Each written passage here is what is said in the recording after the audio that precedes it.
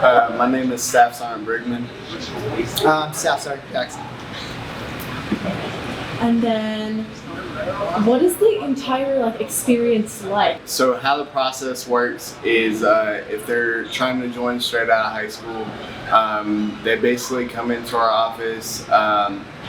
We show them all the programs and stuff that the Army offers, whether it be active duty Army or the Army Reserves, and then we'll set them up on a practice test.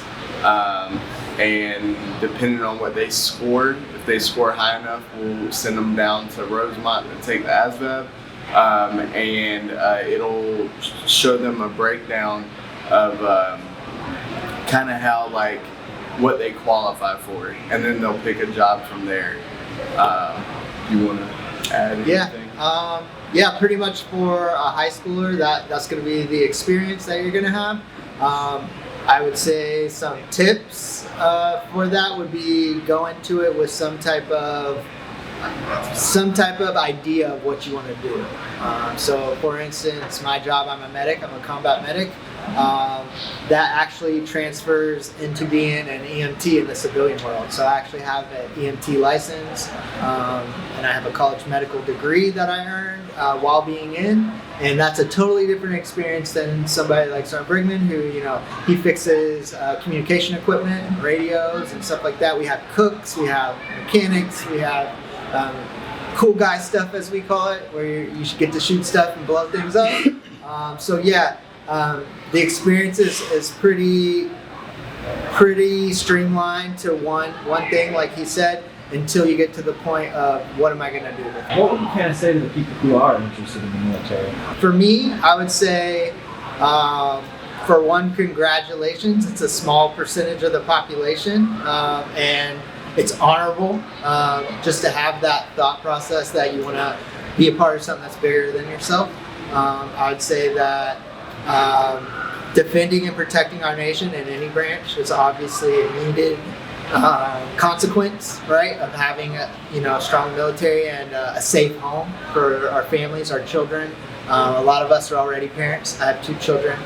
He has a child as well. And one day, you young people are also, going to be thinking about your families and how you want to support their safety. So I would say if you're thinking about it, give yourself a pat on the back and do some research of what your experience is going to be like, so you get your own opinions.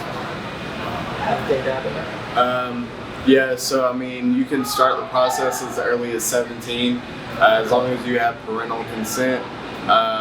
If your parents aren't kind of on board with the whole process, we don't mind speaking with the parents also, trying to get them warm and fuzzy about the situation, because even if you don't decide that the military is for you career-wise, you can use it as a huge stepping stone, because you get VA benefits, you can get disability when you get out, you can get access to the VA home loan, which is 0 money down, low interest typically. You can get access to a VA backed business loan, so you can start your own business and stuff like that.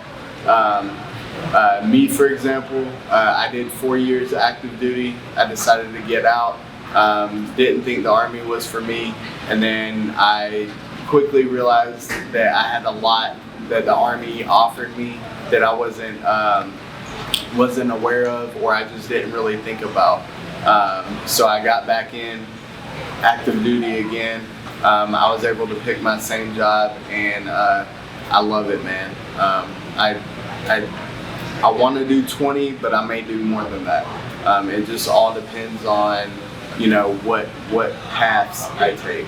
Why is it so important for you guys to get out there and reach out to high schools? The huge reason to advocate to high schools and have them aware of opportunities and stuff like that is because a lot of kids, they don't know what they want to do after high school. Some kids want to go to college and stuff like that, and it's great, but I think that the Army is huge. The military is huge, for example, in the aspect of even if you do go straight into college, right? You get a college degree. What are what are jobs going to look for? They're going to look for job experience and the college degree. So, for example, if you have a college degree, but he has a college degree and military experience, now he's going to be selected over you because he just has the experience that they're looking for. If you do 4, 10, 20 years and then you decide that you want to get a civilian job, and you have a college degree and that military experience, they're going to be like, all right, well, we'll probably hire him because he has the experience, he has the work ethic, we don't have to worry about him coming in late, So it's a lot of factors that go into, the reason why we talk to high school students more.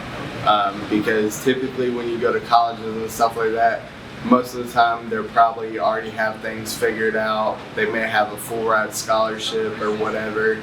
Not saying that they can't join the military, but it's typically harder.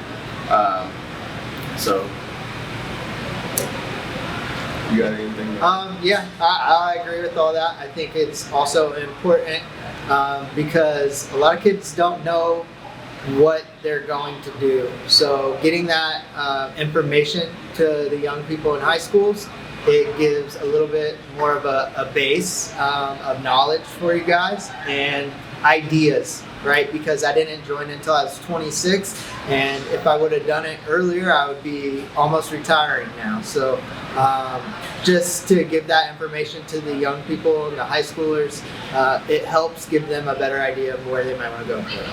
What are like some of the physical requirements, or what are you kind of looking? When you come into our office and take the ASVAB and then you become a future soldier, you'll take a occupational physical assessment test. Basically, it's just a deadlift, standing power throw, standing long jump, seated power throw, and then a beat test. So like you'll run down, it'll be, stuff like that, pacer test, whatever y'all want to call it.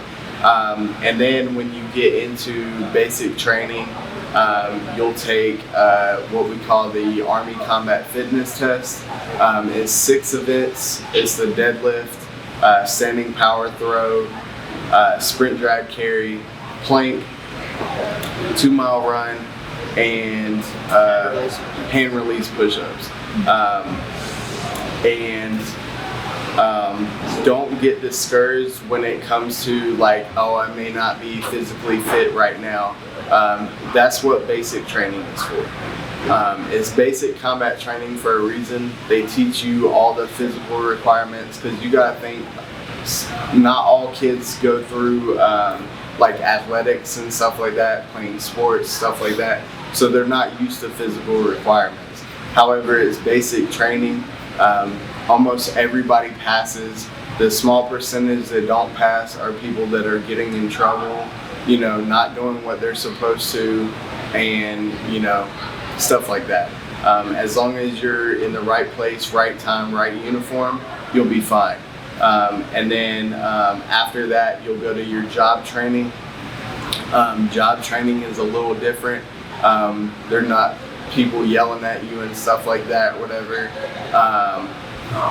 It's mostly job focused. So you will take a PT test and you will do physical training and stuff like that, but it's not going to be as strenuous as basic training. And then after your job training, you'll go to your unit if you go active duty. If you don't, you'll go to your reserve unit, which is a little bit more lax because it is part-time. However, on the active duty side, you'll go to your unit, you'll do PT tests because they have to see a diagnostic, see where you're at, so that they see where they need you to improve on. After that, then if you want to do some more high-speed stuff like special forces, special operations, you can do that. But all the physical requirements are different. The higher tiers you go up. So if it's something you want to do, like, you're gonna do. That's all the questions we kind of have. So if there's anything else you got, let me know. Yeah, any last words? yeah, if you guys have any questions or you want more information, you can definitely contact us at the Round Lake Beach Recruiting Office. Other than that, just, keep doing the right thing, and no matter what you choose to do with your life, just do your best, try your hardest. Yep. It pretty much summed that up. All right, thank you guys. Hey, thank Thank you. you. We No problem. appreciate it.